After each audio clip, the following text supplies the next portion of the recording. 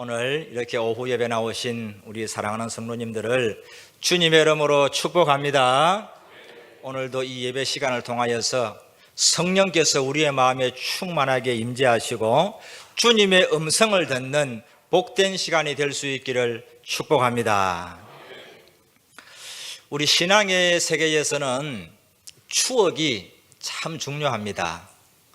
여러분들 신앙생활 하시면서 어떤 추억들을 가지고 있습니까? 이제 성탄절이 다가오는데 이 성탄절을 저으면서 우리 어린 시절에 또 교회 학교에서 보냈던 그런 아름다운 신앙의 추억들이 많죠. 제가 어릴 때에는 12월이 되면은 거의 한 달 내내 저녁마다 교회 갔습니다. 교회 가서 이제 성탄절 전야에 발표할 선곡을 연습하고 암송을 연습하고 또 무용도 하고 매일매일 갔어요. 매일매일. 얼마나 재밌는지 몰라요. 그래서 12월 그러면은 그저 교회 가서 성탄절을 준비하던 그러한 추억들이 가슴에 남아있는 것이죠. 우리 여기 교회학교 선생님들도 많이 계실 것인데 우리 주일날 가르치는 선생이 아니라 우리 주중에 계속적으로 신앙의 추억들을 만들 수 있기를 소망합니다. 그 신앙의 추억이 깊이 있을 때, 그것이 많이 있는 사람은 나중에 아주 반드시 교회에서 일꾼이 되고 또 주님 앞에 충성할 수가 있는 겁니다. 그렇게 준비를 해서 이제 24일 날 저녁이 되면은 전야 예배를 드리고 발표를 하는 거죠. 그래서 선곡도 하고 암송도 하고 율동도 하고 그 순서를 마치고 나면은 이제 우리 중고등부나 청년부에서는 온라잇을 합니다. 온라잇. 그죠? 그래서 온라잇 할 때 선물 교환합니다. 해봤습니까? 선물 교환. 안에 벌칙 하나 써놓고 이래가지고 그 자리에서 개봉을 해서 벌칙을 수행해야지 이 선물 받아가는 겁니다. 그리고 이제 잠시 이렇게 몇 시간 자다가 새벽 4시가 되면은 권사님들이 떡국을 끓여요. 떡국을. 그거 먹고 이제 조를 나누어 가지고 새벽송을 가는 겁니다. 새벽송을. 그래서 가까운 데는 걸어가고 조금 먼 곳은 저는 그때 경운기 타고 갔어요. 그리고 아주 먼 데는 또 그 교회 봉고차를 타고 그렇게 세 조로 나누어 가지고 집집마다 가서 마당에서 가지고 캐롤 찬송을 불러드리는 겁니다. 그러면 주무시던 권사님이 집사님이 과자를 한 봉지 들고 나오시는 거죠. 그래서 선물을 주고 하면은 또 선물 담당이 따로 있습니다. 크다란 마대포대 하나 울러매고 다니면서 선물을 다 받았어요. 초코파이도 주고 사탕도 주고 비스켓도 주고 돌아올 때는 막 한 가방 챙겨가지고 옵니다. 그렇게 해서 마지막에는 장로님 가정 거기 가서 새벽송 부르고 한 2시간 잠을 자고 아침에 다 같이 밥을 먹고 함께 교회에 와서 성탄절 예배를 드렸던 그런 추억들이 있단 말이죠. 우리가 그렇게 새벽송을 다니던 그 시간에 예수님이 탄생하던 그 새벽에 천사들이 찾아와서 목자들에게 나온 것입니다. 목자들에게. 아주 놀라운 일이죠. 자, 이 성탄의 새벽에 목자들을 찾아온 천사가 어떻게 말을 하는가? 10절에 보니까 천사가 이르되 무서워하지 말라. 보라, 내가 온 백성에게 미칠 큰 기쁨의 좋은 소식을 너희에게 전하노라. 천사가 나타나서 큰 기쁨의 소식을 전한다 그렇게 말했는데 그 큰 기쁨의 소식이 무엇일까요? 여러분 14절 말씀을 한번 우리 같이 읽어보기를 원합니다. 14절 지극히 높은 곳에서는 하나님께 영광이요 땅에서는 하나님이 기뻐하신 사람들 중에 평화로다 하니라. 아멘. 여러분 주님의 이 탄생의 소식이 모든 사람들에게 기쁨의 소식은 아닙니다. 악인들은 주님의 오심을 소망하지 않는 것이죠. 악인들에게는 주님의 오심이 심판의 날이요 형벌의 날이기 때문에 두려워합니다. 그러나 예수님을 믿는 우리에게는 죄 용서 받는 날이요 구원의 날이요 하나님과의 관계가 온전히 회복되는 축복의 날인 줄로 믿습니다. 놀라운 날이죠. 그런데 오늘 천사가 이 복된 소식을 누구에게 전했습니까? 목자들에게 전했어요. 목자들이 가장 먼저 예수님을 찾아가서 만나고 경배하도록 하셨단 말이죠. 왜 하나님은 천사들을 가장 먼저 목자들에게 보냈을까? 왜 하나님은 목자들이 가장 먼저 예수님을 경배하게 했을까? 이런 질문이 있는 거죠. 이게 첫 번째 이유가 있습니다. 목자들은 가장 낮은 곳에 있었던 사람들입니다. 가장 낮은 곳에 있었어요. 우리가 흔히 목동 그러면은 아주 낭만적으로 생각하기가 쉽잖아요.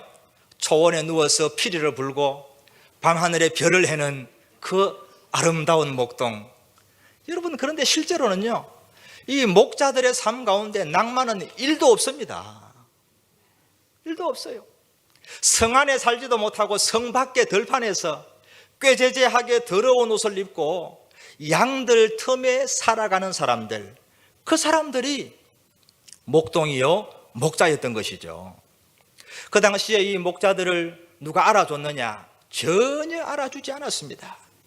요즘 우리나라에도 뭐 판사들, 의사들, 이런 공무원들, 이런 사람들 되고 싶어 하잖아요. 이때도 마찬가지였어요.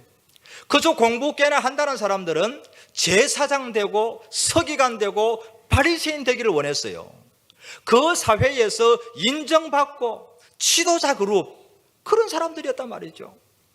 그런데 이 목자들은 아무도 알아주지 않고 업신여김을 받았습니다. 우리나라도 조선시대에 보면은 이 계급이 나누어져서 천민계급이 있잖아요. 천민계급. 백정 같은 사람들 아주 사람으로 인정 안 했거든요. 이 당시에는 그 양을 치거나 돼지를 먹이거나 이 가축을 기르는 이런 사람들을 아주 업신여겼어요.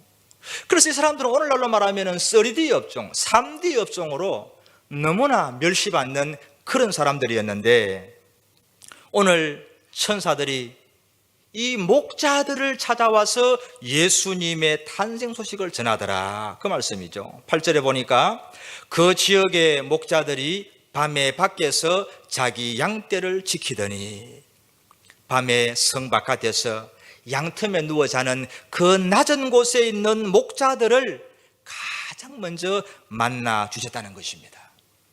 여러분, 우리 예수님도 그렇지 않습니까? 예수님도 언제나 낮은 곳을 찾아가셨습니다. 예수님이 땅에 올 때 가장 낮은 곳, 베들레헴의 한 여관에, 그것도 마구간에서 태어나지 않았습니까? 그리고 사역하실 때 날마다 낮은 곳을 찾아갔잖아요. 병든 자, 앞을 못 보는 자, 가난한 자, 업신여김 받는 세리들, 고아와 과부들, 그런 사람들을 찾아가시고 만났던 예수님이라는 것이죠. 여러분, 오늘 우리는 예수님처럼 낮은 곳을 찾고 있습니까? 우리의 마음은 예수님처럼 정말 가난한 영혼, 연약한 영혼, 그런 낮은 곳을 찾아가고 있는가, 그 말씀이죠. 로마서 12장 16절에 보면은 우리에게 아주 귀한 말씀을 하는데, 우리 같이 한번 읽어보도록 하겠습니다. 서로 마음을 같이 하며 높은 데 마음을 두지 말고 도리어 낮은 데 처하며 스스로 지혜 있는 채 하지 말라. 아멘. 우리의 마음을 높은 곳에 두지 말고 도리어 낮은 데 처하라, 그렇게 말씀을 하고 있습니다. 미국에서 아주 존경받는 대통령 가운데 한 분은 16대 대통령 링컨입니다. 여러분이 링컨이 한 일이 많은데 그 중에 가장 중요한 일이 노예 해방이죠. 노예 해방. 남북전쟁을 통해서 나중에 결과적으로 노예 제도가 해방이 되었습니다. 그런데 이 제도는 없어졌습니다. 노예를 사고 팔 수는 없어요. 그러나 백인과 흑인의 차별은 이거 금방 없어지지 않는 것이죠. 아직까지 여전히 차별이 있습니다. 그래서 버스를 타도 백인 칸이 있고 흑인 칸이 있어요. 심지어 교회도 백인들이 예배드리는 교회가 있고 흑인들이 모여서 예배드리는 교회가 있었어요. 그때에 톰이라고 하는 한 흑인이 있었어요. 이 사람이 직장인인데 한 번은 뉴욕에 출장을 가게 되었습니다. 출장 가서 볼일을 보다가 주일이 되었는데 오늘은 하나님께 예배를 드려야 되는데 교회를 어디 가서 찾지? 그러면서 아침에 옷차림을 잘 준비해서 성경책을 들고 교회를 찾았어요. 그런데 뉴욕에 가보니까 빌딩은 수없이 많은데 교회가 잘 안 보이는 겁니다. 그래서 시간은 자꾸만 가는 거예요. 10시 반쯤 되니까 저 어디에선가 땡그랑 땡그랑 그러면서 종소리가 들리는 겁니다. 그래서 그 종소리를 따라서 빌딩 사이로 가다 보니까 그 빌딩 숲 사이에 큰 교회가 하나 있었어요. 그래서 너무나 기뻐서 달려 올라갔는데 가보니까 그곳은 백인들의 교회였어요.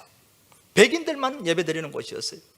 그래서 이 피부가 까만 톰이 어쩔 수가 없어서 시간은 다 되어가고 교회를 찾을 수가 없으니까 어디가 흑인 교회인지 찾을 수가 없으니까 이야기를 했습니다. 제가 여기서 오늘 한 번만 예배를 드릴 수 있도록 허락해 주십시오. 그랬더니 그 건장한 두 남성이 톰을 붙잡으면서 어디 깜둥이가 감히 여기 들어와서 예배를 드리려고 안 된다는 거예요.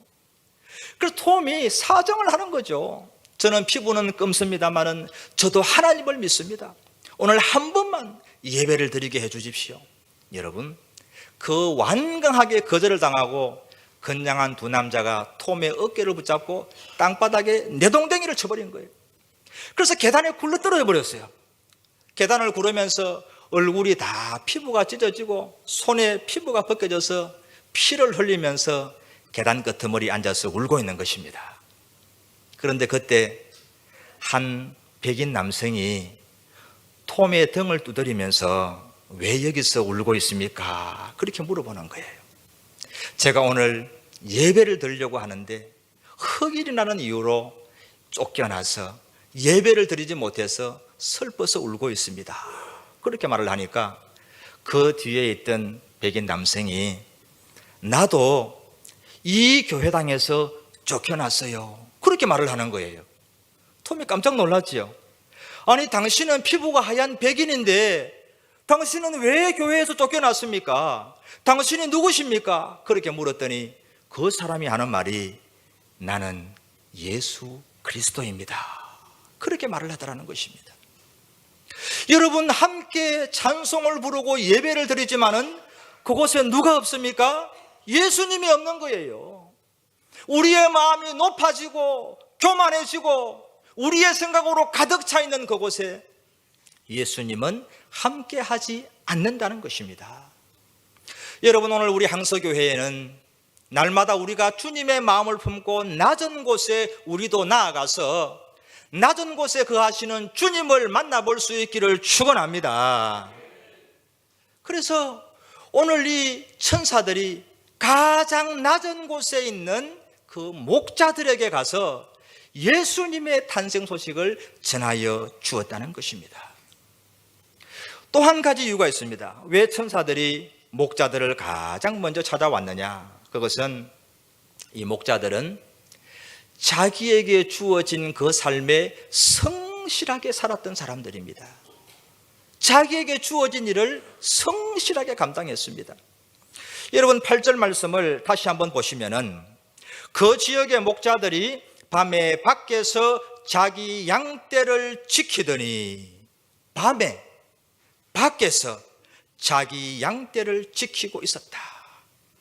자기 양떼를 지키는 그 목자의 책임을 성실하게 감당하고 있었던 그들에게 천사가 찾아왔다는 것입니다. 요즘 우리나라는 이제 양극화되어서 직업에 많은 계층이 생겼다, 그렇게 얘기를 합니다. 그런데 종교개혁자 루터가 여러 가지 신학을 주창했는데 그 중에 한 가지가 뭐냐 하면은 직업 소명설을 주창을 했습니다. 직업 소명설. 이게 뭐냐 하면은 우리의 모든 직업은 하나님이 우리 각자에게 주신 소명이기 때문에 모든 직업이 다 성직이다, 그런 뜻이에요. 직업에 귀천이 있는 것이 아니고 여러분 각자에게 주신 그 직업은 각자의 소명이 있다, 거기에. 그래서 이 직업을 통해서 내가 하나님의 영광을 나타내면서 성실하게 살아가면 무슨 직업이든지 그것이 성직이라는 것이에요. 이게 직업 소명설이에요. 그런데 그 이전에는 사제 성직설, 사제, 신부만이 거룩한 성직이고 그 외에는 모두가 세속직이다, 그렇게 얘기를 했다는 것이죠. 아주 유명한 일화가 있는데, 성 베드로 성당을 건축하고 있을 때 그 현장에 3명의 석공이 일을 하고 있었습니다. 왜 당신은 이 일을 하고 있습니까? 그 질문을 던졌을 때 한 사람이 이렇게 말을 합니다. 가득 짜증과 원망과 불평을 안고서는 어쩌다가 내가 석공이 되어가지고, 어쩌다가 내 팔자가 석공이 되어가지고 내가 이 일을 하고 있는가. 불평과 원망이 가득하고 팔자 타령하고 있는 겁니다. 그 옆에 있는 사람이 이렇게 말을 합니다. 먹고 살자 하니 어쩔 수가 없어서 그놈의 돈 때문에 내가 오늘도 이 석공을 하고 있다는 거죠. 그런데 세 번째 사람은 이렇게 말을 했습니다. 성전에 설치할 장식품을 만드는 이 일이 얼마나 귀하고 얼마나 행복한지요. 여러분, 오늘 여러분들이 살아가는 삶 가운데 어떠한 일을 하고 계신지는 모르지만은 내가 무엇을 하든지, 먹든지 마시든지 무엇을 하든지 하나님의 영광을 위해 할 수 있기를 축원합니다. 누가 알아주지 않고 너무나 힘들고 어렵지만은 모두가 잠든 그 한밤중에 양들 틈에서 양을 지키는 그 일을 성실하게 감당했던 목자들에게 천사가 찾아와서 기쁜 소식을 전해 주었다는 것입니다. 여러분, 이 성실하시면요, 사실은 하나님의 성품이에요. 우리 하나님은 성실하신 하나님인 줄로 믿습니다. 하나님은 지금도 일을 하고 계십니다. 하나님이 지금 만약에 단 한순간도 일을 하시지 않는다면 우주가 어떻게 되겠습니까? 그 자체가 혼돈이 되고 말 것입니다. 하나님은 지금도 우리가 잠을 자는 그 순간에도 하나님은 깨어서 성실하게 일을 하고 계신 거예요. 예수님이 한 번은 이렇게 말씀한 적이 있어요. 내 아버지께서 이제까지 일하시니 나도 일한다 하시매. 내 아버지께서 이제까지 일하시니 나도 일한다, 주님이 하신 말씀이에요. 우리 하나님도 예수님도 늘 성실하게 지금도 일하고 계신다는 거죠.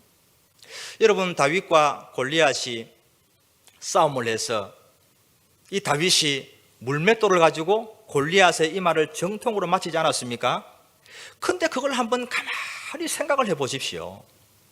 만약에 이 평소에 다윗이 양을 치는 그 일을 성실하게 하지 않았다면 그날 던진 그 물맷돌이 과연 골리앗을 맞출 수 있었을까?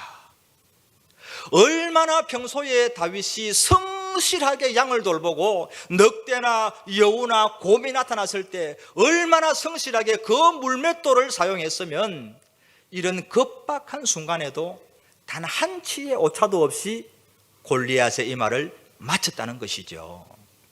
여러분, 우리는 성실하게 살아야 됩니다. 하나님은 게으른 자를 결코 사용하지 않습니다. 하나님은 성실한 사람을 사용한다는 것이죠. 여러분, 우리가 어떤 일에 성실해야 되겠습니까? 바로 지금 여러분이 맡고 있는 그 일에, 바로 지금 여러분이 계신 그곳에서 성실하게 살아갈 수 있기를 축원합니다. 지금 내가 있는 그 자리, 지금 나에게 맡겨진 그 일을 성실하게 감당해야 되는 거예요. 여러분, 성실의 반대말이 무엇인 줄 아십니까? 성실의 반대말, 불성실. 그럴 수도 있지만 더 정확한 반대말이 있어요. 성실의 반대말이 뭐냐? 유명무실입니다. 유명무실. 이름은 있는데 열매가 없어요. 직분은 있는데 일을 하지 않아요. 이게 유명무실이에요. 여러분, 우리 항서교회의 모든 직분자들, 모든 성도들, 유명무실한 성도가 한 사람도 없기를 주님의 이름으로 축원합니다. 오늘 천사는 가장 낮은 곳에 있는 목자들, 그 낮은 곳에서 자기가 맡은 일에 성실하게 감당하는 그 목자들을 찾아왔습니다. 우리도 그렇게 살아야 됩니다. 그런데 저도 살아보니까 낮은 곳에서 아무도 보지 않고 알아주지 않는 그 낮은 곳에서 성실하게 계속 살아가는 거 쉽지 않습니다. 낮은 곳에서 일을 하고 성실하게 사는 것은 눈에 보여지는 현상인데 그 현상을 이끌어내는 것은 우리의 마음이에요. 어떻게 하면 우리가 낮은 곳에서 섬기고 성실하게 섬길 수 있을까? 우리가 마음을 품어야 돼요. 두 마음을 품어야 돼요. 그 마음이 뭐냐? 첫 번째, 사랑의 마음을 품을 때 가능합니다. 너무너무 중요한 거예요. 우리 옆에 분들에게 한번 권면하시기 바랍니다. 사랑의 마음을 품읍시다. 내가 직분을 맡았으니까 의무감을 가지고 낮은 곳에서 섬겨야지, 성실하게 섬겨야지. 여러분, 이거 한계가 있어요. 의무감으로 안 돼요. 어떤 마음을 품어야 됩니까? 사랑의 마음. 사랑의 마음을 품어야 돼요. 사랑의 마음을 품을 때 내가 목자처럼 살 수 있는 겁니다. 여러분, 한번 생각해 보시기 바랍니다. 우리 인류의 구원을 위한 하나님의 그 역사가 이루어진 원인이 무엇일까요? 바꾸어 말하면은 아들을 내어주신 그 이유가 무엇일까요? 그건 사랑입니다. 사랑.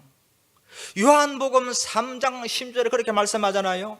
하나님이 세상을 이처럼 사랑하사, 하나님이 세상을, 하나님이 우리를 이처럼 사랑하사, 그 다음에 뭐예요? 독생자를 주셨으니. 아들을 십자가에 내어준 그 사랑의 원인이 뭐냐? 아들을 내어줄 수 있는 그 동기가 뭐냐? 사랑이라는 거예요. 우리를 사랑하신 그 사랑 때문에 아들을 내어주신 것이에요. 그래서 요한일서 4장 10절에는 이렇게 말씀합니다. 우리 같이 한번 읽어보도록 하겠습니다. 요한일서 4장 10절 말씀. 사랑은 여기 있으니 우리가 하나님을 사랑한 것이 아니요 하나님이 우리를 사랑하사 우리 죄를 속하기 위하여 화목제물로 그 아들을 보내셨습니다. 아멘. 여러분, 저 말씀을 가만히 보십시오. 하나님이 우리를 사랑하사, 하나님 우리를 사랑하셨기 때문에 그 아들을, 하나밖에 없는 아들을 화목제물로 십자가에 내어주셨다고 말씀하고 있는 것입니다. 여러분, 우리 항서교회, 우리의 마음속에 사랑이 가득할 수 있기를 축원합니다. 오늘은 12월 17일이고 내일은 12월 18일이죠. 여러분, 12월 18일은 무슨 날일까요? 아주 중요한 날이에요. 잘 모르시겠어요? 윤 목사 결혼 기념일입니다, 여러분. 네. 제가 전에 한번 가르쳐드렸는데 전혀 기억을 못 하시네요. 그런데 내일은 정말 중요한 날이에요. 왜냐하면은 제가 사랑하는 박경수 씨를 만나서 결혼한 지 30주년 됐네. 30주년. 징하게 오래 살았죠. 예. 내일은 30주년 결혼 기념일이에요. 제가 가만히 생각을 한번 해봤습니다. 30주년을 맞이해서 돌아보니까 저 경숙 씨가 우리 교회 학교 2년 후배거든요. 그래서 유치부부터 해서 함께 자랐어요. 초등학교, 중학교 같은 학교 2년 후배였는데, 근데 그때는 뭐 잘 몰랐습니다. 그저 저런 아이가 있구나, 그 정도였는데, 제가 23살 때, 우리 집사람이 21살 때 처녀 총각이 되어가지고 만난 거예요. 그때 딱 보니까 어릴 때 그 코올리게 경숙이가 아닌 거예요. 이 21살 아가씨가 딱 되었는데 얼마나 이쁜지. 그래서 그냥 그 순간에 사랑에 그냥 푹 빠지고 말았다는 겁니다. 그때부터 한 2년 교제를 하고 제가 25세 결혼을 했는데, 여러분, 이 사랑에 푹 빠지고 나면은 3가지의 놀라운 현상이 있더라는 걸 제가 알았습니다. 어떤 현상이 있느냐? 첫 번째로 시간이 아깝지를 않아요. 시간이. 그죠? 장문의 편지를 쓰는데 몇 시간이 걸리지만은 시간 아까운 줄 모르고, 이 데이트를 하는 그 시간이 전혀 아깝지를 않고 함께 있으면은 이 시간이 이대로 멈췄으면 좋겠다, 그런 마음이 들면서 시간이 아깝지를 않더라는 거예요. 두 번째 현상이 있습니다. 사랑에 빠지면 어떻게 되느냐? 돈이 아깝지를 않아요. 돈이. 그래서 얼마 되지 않는 용돈을 모아서 한번 데이트를 하면은 레스토랑 가서 돈가스를 사 먹고 극장에 가서 영화를 보고, 그리고 선물을 이렇게 마련해 주는데 전혀 돈이 아깝다는 생각이 없어요. 더 좋은 것을 못 해줘서 미안한 마음이 있지 내가 돈 써서 아깝다는 생각은 전혀 없는 거예요. 또 한 가지 현상이 뭐냐? 정성을 쏟아붓게 되는 거예요. 사랑하니까 정성을 들이는 거예요. 밤새 편지를 써가지고 다 완성을 해서 아침에 읽어보니까 너무 내용이 유치찬란해. 보낼 수가 없어. 그래서 그거 다 찢어버리고 또 새로 쓰는 거예요. 그렇게 해서 우표를 붙여서 편지를 보내지 않습니까? 제가 이번에 이사를 오면서 한 가지 놀라운 신기한 명품을 하나 발견했는데, 그것이 뭐냐 하니까 이 녹음 테이프예요. 여러분, 이게 뭐냐 하면은 제가 직접 만든 녹음 테이프예요. 화면을 한번 띄워보시면은, 바로 저 테이프인데요. 저기 보면은 연인을 위한 협주곡 이래가지고 제가 안에 노래도 부르고 시도 낭송하고 아주 그냥 별짓을 다 했어요. 그래서 녹음기를 몇 개나 갖다 놓고 배경음악을 틀면서 혼자서 뭐 말도 하고 노래도 부르고 그러면서 이걸 하나 만들어 가지고 제가 선물을 했는데, 저기 보면은 가격이 나오잖아요. 가격 얼마예요? 인생 전체. 이거 들으려면은 인생을 바쳐라. 그리고 제가 선물을 했는데, 여러분, 제가 참 어렵게 장가를 갔습니다. 그죠? 아주 정말 모든 노력을 다해서 이렇게 장가를 갔어요. 우리가 한 사람을 사랑을 해도 이렇게 정성을 들이고 물질을 들이고 시간을 들이잖아요. 여러분, 우리가 하나님을 이렇게 사랑할 수 있기를 축원합니다. 우리가 주님의 몸된 교회를 이렇게 사랑할 수 있기를 축원합니다. 우리가 사랑해야만, 그래야만 낮은 곳에서 섬길 수가 있는 거예요. 우리가 사랑해야만 성실하게 감당을 할 수가 있다는 겁니다. 시간이 아깝고 드리는 물질이 아깝고 정성을 쏟는 것이 아깝다는 것은 아직 사랑하지 않는다는 겁니다. 여러분, 올해가 이제 다 지나가잖아요. 이 대림절에 우리의 사랑을 한번 돌아보기를 원합니다. 여러분, 새해에는 우리 하나님을 향한 사랑이 더욱더 가득히 샘솟을 수 있기를 축복합니다. 그리고 주님의 몸된 교회를 위해서, 나에게 맡겨진 한 영혼을 위해서 여러분 사랑하는 사람이 될 수 있기를 축원합니다. 그래서 하나님께 드리는 시간이 아깝지 않고 헌신하고 봉사하고 예배하고 기도하는 그 시간이 전혀 아깝지 않고, 하나님께 드리는 11조 헌금이 아깝지 않고, 하나님께 드리는 그 정성이 아깝지 않은 그 사랑으로 우리가 하나님을 섬기고 교회를 섬기고 우리에게 맡기신 양떼와 우리의 구역을 섬길 수 있기를 주님의 이름으로 축복합니다.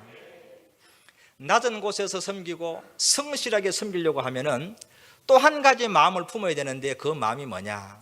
감사의 마음을 품어야 됩니다. 여러분, 너무너무 중요하니까 우리 옆에 분들에게 권면하시기 바랍니다. 감사의 마음을 품읍시다. 여러분, 이 사랑의 마음과 감사의 마음은 동전의 양면과 같습니다. 사랑하게 되면은 감사가 나와요. 감사가. 그리고 정말 감사한 분은 우리가 사랑하게 되거든요. 사랑의 마음을 품어야 돼요.